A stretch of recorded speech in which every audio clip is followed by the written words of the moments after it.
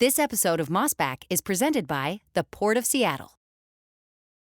It's quiet down there. You can't touch anything, and so you kind of walk through it slowly. You're seeing these familiar objects, sports equipment or shoes or, various things. And it feels kind of sacred.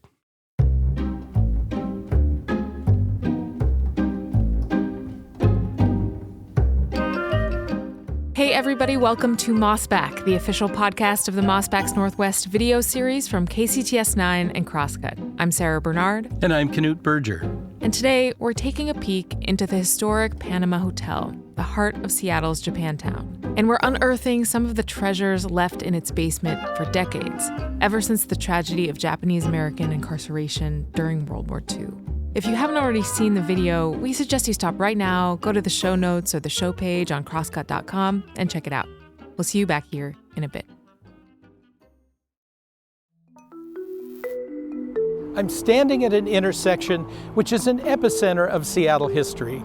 It's the corner of South Main Street and 6th Avenue South in the Chinatown-International Historic District. The neighborhood has also been portrayed in the best-selling novel Hotel at the Corner of Bitter and Sweet by novelist Jamie Ford that captures life in the Nihon Machi, also called Japantown, which was centered in this place. And the hotel referred to, it's still here, a resilient survivor of an event that tore this community apart 80 years ago. Yeah, I wonder if you could bring us to the Panama Hotel. When you went there recently to do the video shoot, was that the first time you had been there, or have you been there in the past? I'd been there before. Allied Arts used to have some meetings there. So yes, I'd been there before, and that was when I saw the hole in the floor. So one of the things at the Panama Hotel is that the owner put a plexiglass panel in the floor of what's now the sort of tea room, coffee house portion of the hotel.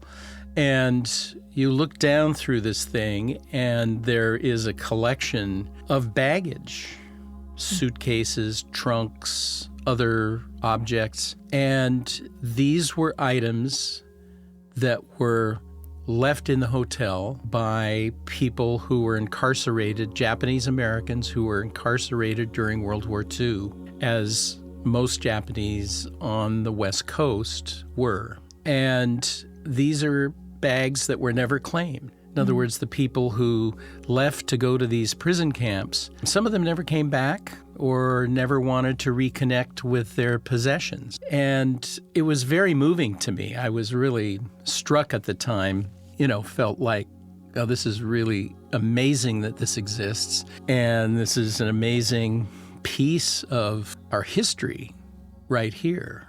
And just quietly sitting here in this hotel. The hotel in question is the Panama Hotel and Tea Room. It was an SRO, a single-room occupancy hotel. This was a form of dense, affordable housing that boomed during the early years of the 20th century and served transient workers and immigrants. They were often lively communities of permanent residents, housed in humble accommodations, but had everything they needed within a couple of blocks. Sounds like an urban ideal. I think I looked up, and the rate for staying in the Panama Hotel, was like 35 cents. Wow. It was 35 cents a night, huh? Yeah. Wow. It's one of the few surviving. There are other places like that in Seattle, but there used to be a lot of them. They were built at the turn of the century to house this booming, growing city. So you have these individual rooms with the bathroom down the hall. They were inexpensive places for folks to live. So it amazed me that it's still running as a hotel today, an Airbnb. It's they still have coffee and tea, and it's a very vibrant place, people coming and going. And, word has gotten out about the plexiglass floor. So there are people who are coming just to see that. It's on the National Register of Historic Places. This was really the heart of Japantown. It was like an anchor of this large community that existed there. I was told that it was built for the Japanese market. It was designed by a Japanese architect, owned by Japanese people, or at least owned by a group that they were part of, because there were laws that said that Japanese at some point could not own or lease property. And these were part of a whole series of anti-Asian legislation, both nationally and locally, that goes back to the 19th century, wanting to exclude immigrants, particularly Asian immigrants, from settling here and staying here, living here. This was sort of a, huge issue on the West Coast. Right. From early times on. But one of the major features of the hotel was that it had a public bathhouse. So it had a Japanese bathhouse for men and women. And that didn't close, I believe, until the early 1960s. When Japanese folks would get off the steamship that would come into, port, they'd walk up the hill, and the first place they'd go to was the public bathhouse. And that was really a community gathering place, along with restaurants where people, were eating and drinking and whatnot. The bathhouse, it was for men and women. It's still there.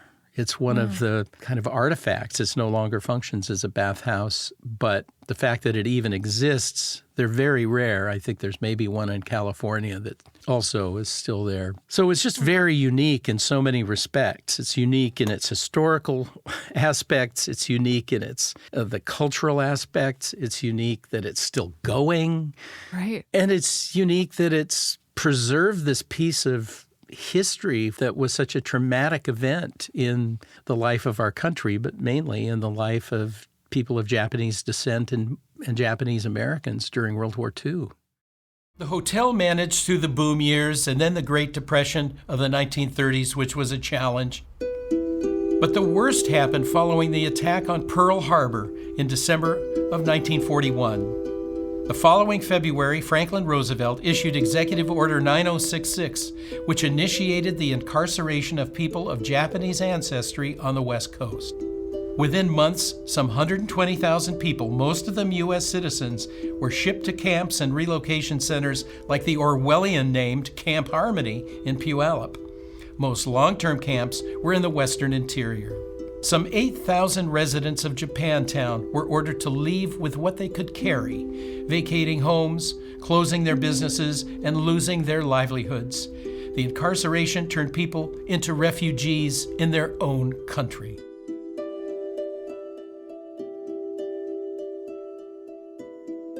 I'm just curious, because I haven't explored this myself, but if you're just a visitor to the hotel, can you go into the basement and take a closer look at those objects? Yeah, I think you have to make an arrangement with the owner. So it's not the kind of thing where anyone can do, but we were given access to it, and so we could go down these very narrow stairs into the sort of bowels of the hotel. Oh. And I think first of all, I would say probably anything that ever went into that basement, much of it's still there. So the things that were connected to the incarceration aside, there are old hotel furniture down there. There's carpeting, rolls of, it's obviously a utility space, a space, where kind of it's sort of an attic for the hotel as well. Mm-hmm. One of the sections near the bathhouse, there's a sign. It's a fallout shelter. Wow. It's a Cold War, 1960s. The sign is still there. And not only is the sign still there, but all these drums of water and special, post-apocalyptic crackers that you can eat, are still there. And so, they stocked a fallout shelter, the government did, way back when, and that stuff is still there. And that, that alone is like, a collector's item of some kind, because most fallout shelters, very few of them exist anymore. That sort of added a whole other dimension. It gave this sense of timelessness that added to the reason we were there, which was to look at the bathhouse and to look at these objects that had been left behind from this incredibly traumatic tragedy from 80 years ago. Yeah, so it sounds like there are layers of history starting around the 30s and 40s, and then kind of going on. So you have World War II, Japanese incarceration, and you have the Cold War and the creation of all these fallout shelters in Seattle. It sounds like there were a lot of new homes being built that would advertise bomb shelters. Like, don't worry, we got a bomb shelter built in. Yeah.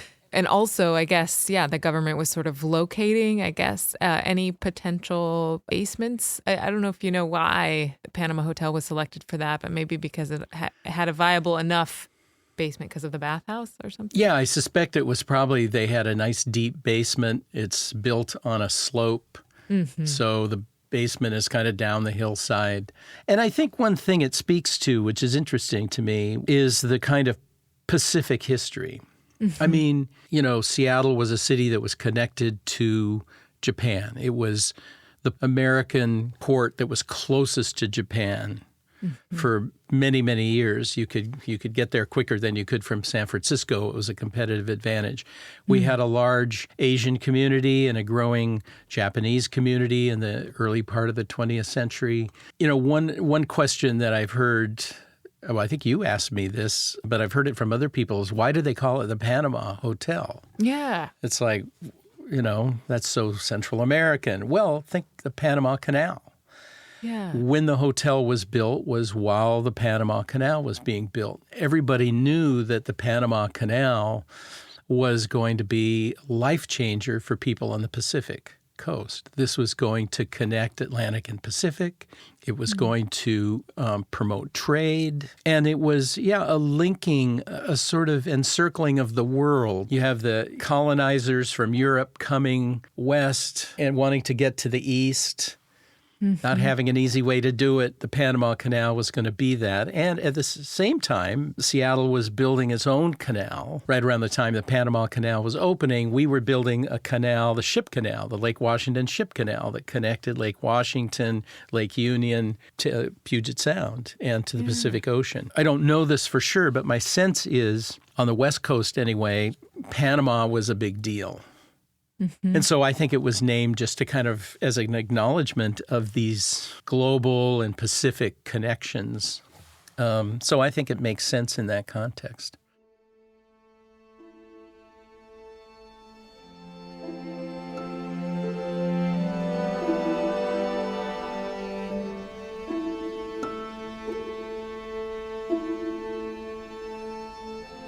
Being in the basement of the Panama Hotel, is there anything that you remember seeing when you were there more recently for the video shoot that sticks in your mind? An object or a set of objects that felt intriguing or surprising or memorable in some way? Oddly, there was a folded flannel shirt. Somebody neatly folded this shirt and put it in the luggage. It's visible. It's in a box with some other clothes and it's sitting on top. Here you can't touch anything. And the contents are just really mundane for the most part. I mean, an American flag. And of course, that takes on a poignancy given what happened with the incarceration and underscores this idea that loyal Americans were being put into what were effectively concentration camps just because of their ethnicity. Because of their race. I mean, the flag, there's always that issue between what the flag represents and to whom it represents that, So there's that note of kind of poignancy and irony there. There's a souvenir pillow from Mount Rainier. Oh, wow. And so, people who were sent to these camps could basically only take what they could carry. And this is really striking, too, when you see the movies, the films that were taken at the time of people being herded and, they've got a suitcase and they're carrying something in their arms. It didn't matter if you owned a business, didn't matter if you lived in a mansion, didn't matter, who you were. You could carry very little. And people who lived in the hotel and even people who lived in other places in Japantown turned to the hotel as a place where the owner agreed to store the stuff until they came back. And he, too, went off to camp. Right. And white people came in and manage the hotel during that interim period. He had to fight to get the hotel back when he came. They didn't really want to leave. And that's, of course, is part of the experience, too, is that it could be that some of the people who didn't come back for their goods weren't able to because they were being further excluded. I mean, this is one of the parts of the story that we don't hear a lot about. Before World War II, there were organized groups to prevent the Japanese from owning anything and from living in areas, particularly, Japanese farmers. Once they were sent off to camp, many of them had a devil of a time coming back to places like the Auburn Valley or whatever, where there were organized groups after the war who were refusing to let the Japanese resettle. So many people coming back couldn't go home. They ended up having to find another home or go somewhere else. So it's very easy to see how people would not have attachment to these objects or not want to ever see them again. They wanted to start fresh. There were people that died in camp and were buried there. The owner of the hotel did try to repatriate everything. And he repatriated quite a bit, apparently, but there was a lot left over, which is what you find there now.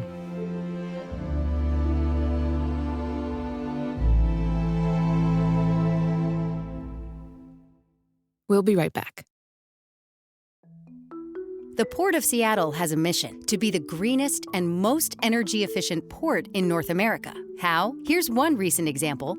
The port partnered with the community to construct the Duwamish River Peoples Park and Shoreline Habitat, the largest habitat restoration project on the Duwamish River in a generation, creating 14 acres of critical fish and wildlife habitat while providing public shoreline access. This large-scale restoration project supports recovery of the endangered southern resident orca population by significantly increasing habitat critical to abundance and health of Chinook salmon. For more on this project and the port, go to portseattle.org. Dreaming of a long-awaited vacation? Take your travels to the next level with Alaska Airlines. They're committed to providing a higher standard of safety and cleanliness throughout your journey. From mask requirements and touch-free options to HEPA filters on board and fresh air every 2 to 3 minutes. Plus, their award-winning loyalty program, Mileage Plan, makes it easy to earn and redeem miles wherever you go, including destinations worldwide, thanks to their One World Alliance membership. If you're ready to land a low fare, next-level care, and the best experience in the air, book now at alaskaair.com.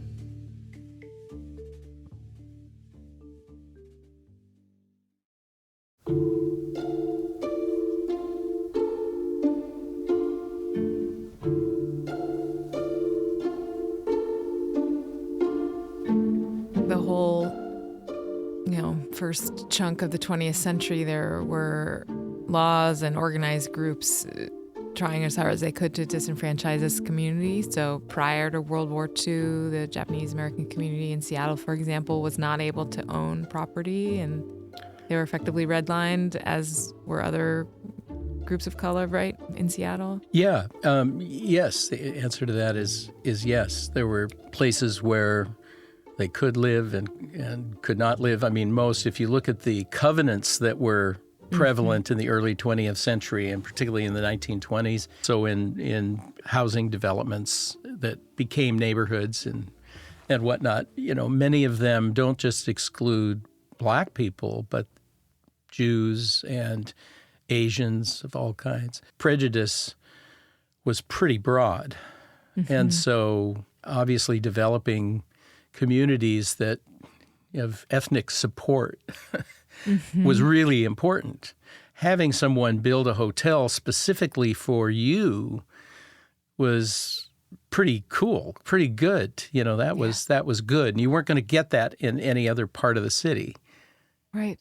And there was, kind of a lot of crossover between groups, both before and after the war, in terms of where they sought entertainment. So, when you get into the Jackson Street jazz era, if you take Jackson Street, it was basically following what had been the Vice District into what we now call Chinatown-International District, all the way to the central area. One of the key places, which is in what is now Little Saigon, it was at 12th and Jackson, which was the Black and Tan Club. Black and Tan Club was one of a few entertainment venues in Seattle where all the races could get together and socialize as equals. And there were these clubs and speakeasies and whatnot existed throughout since the Jackson Street scene, which included Chinatown, Japantown. And there were places where Asians and black people and white people could get together kind of on the QT. Do you know when those covenants were officially overturned in Seattle? Like, for example, the owner of the Panama Hotel, Mr. Horry, he eventually was able to own it? Yes. Yeah, right. So I can't speak to the specific Japanese law, but certainly by the 1940s, those restrictions were not being enforced. I mean, they were being enforced culturally, but redlining still existed. You could still decide not to give people loans or not to sell houses to folks. So there was still a lot of that. But in terms of being able to ban people explicitly based on race, that was changing. The way the owner, Yoshitaro Oto, who had the hotel built, he was able to do it by, they created a kind of corporation that he was part of. So it was a kind of corporate ownership or a collective ownership as opposed to him as an individual owning the hotel. The architect, Saburo Osaza, he was actually not a Japanese American. He was a Japanese immigrant who came to Seattle. He was the first Asian architect in Seattle working. And then he actually moved back to Japan. He didn't stay in this country, but he moved back. And the Panama Hotel was one of his projects, probably his most famous project. Makes me feel really sad. I mean, when I think about it, when you're in that basement looking at those objects, I mean, does it feel heavy? I guess, what is it like in the space itself? The impression that I came away with was how multi-layered it is. Yeah. Okay, you have a historic landmark structure. You have an operating hotel, Airbnb, and restaurant, coffee house, tea house. You have a place where people still come and socialize and have meetings or gatherings. It's kind of a museum of Japantown in the sense that the walls are covered with photographs from the community that people have donated or people have found and had blown up. And so you get to see what a vibrant community it was over the years. And, pictures of parades or pictures of proprietors standing outside their shops. And then the basement is, it's a basement full of stuff, Yeah. But when you know the story of this particular stuff, it itself has layers. There's the physical objects. There's why they're there, this traumatic event. One description of it is it's this capturing of a moment in time like Pompeii, this massive eruption, but we dig through the dust and you find this snapshot of a particular moment in Roman history. And so it has a little bit of that. It has that sense of being a time capsule. If you know why those objects are there and you know the trauma that did to the community and I think to America at large, it was, it's something we still have not come to grips with.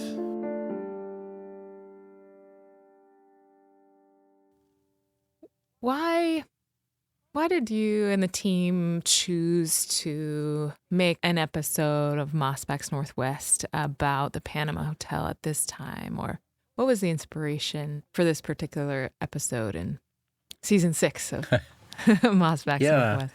Well, I think the inspiration came, sort of from a couple of directions. When I pick subjects for Mossback's Northwest, I often try to look for something that has a contemporary hook. Mm-hmm. So that there's something going on in the world that this connects to. Mm-hmm. Mm-hmm. When I read that the Panama Hotel was up for landmark status and it was being considered a landmark, an official city landmark, and would get protections that come with that. That made me think, okay, well, here's something that's actually happened or has happened in the process of happening, and that seemed important. And we've done that before in other episodes where we've looked at something that was sort of, we did the Kate and Revel's house last season on Capitol Hill that had become a landmark and why that was significant. But the other thing was the 80th anniversary of the executive order, and this feeling that it was really important to be able to talk about the World War II incarceration and be part of that effort to help us all remember what happened, learn what happened, and talk about a place that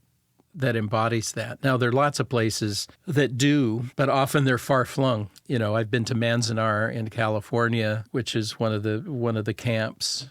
Extremely powerful experience. The Sierras are on one side and the desert on the other, and it's very isolated. And as you drive up to it, you see guard towers. You know, it breaks any illusion you had that these were just nice places for folks to live until the war was settled. It's a prison camp, right? Yeah. So this was a way that there was something very tangible right here in the middle of a city that enabled this, a city that supported this, and a community that was so badly disrupted by it. Of course, the traumas span the generations, so that hasn't gone away either. It's 80 years, but the reverberations. So that's why it just seemed like, well, this is a great time to look at this history and get some cameras down there and share it with people. Because, a lot of people don't know about it. They don't know about the Panama Hotel, and they don't know about the larger issues, or haven't thought about it much. And it's something also that has, I think, a resonance throughout the Northwest, both because of our connection with Asia, with large Asian populations, Portland, Seattle, Vancouver. Mm-hmm. And we weren't the only ones with camps, Canada, British Columbia. So I just think, it's something that would speak to our broader Northwest audience as well. The war-era assemblage is a dreamscape, dark and still, piled with unclaimed suitcases, satchels, boxes, flannel shirts folded and ready to wear, coffee tins, tools, furniture. Many are tagged, cataloged by scholars. A report from 1996 treating the basement repository like an archaeological dig talked about some of the artifacts excavated in the basement. Golf clubs and ice skates, flags, wartime bulletins on the latest victories in the South Pacific. A February 1942 Reader's Digest, perhaps unread, issued the same month as Executive Order 9066. A scholar has called it a treasure chest of forgetting. Today, it's an opportunity for all of us to do some long overdue remembering.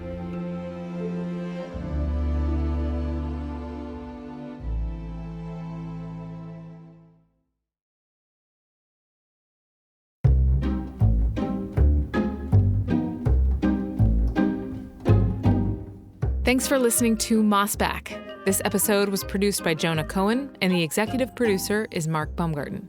If you'd like to check out more videos from Mossback's Northwest, you can find them all at crosscut.com or kcts9.org. The video series is now in its 6th season.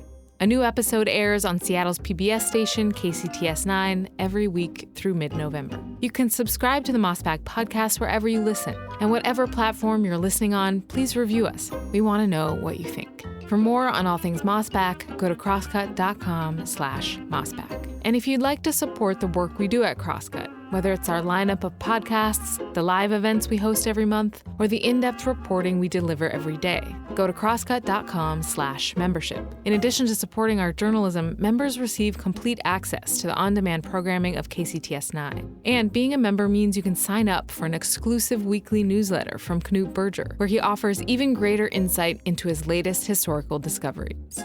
For the latest political, environmental, and culture news from the Pacific Northwest, visit crosscut.com. Mossback is a product of Cascade Public Media. I'm Sarah Bernard. We'll be back soon with another episode.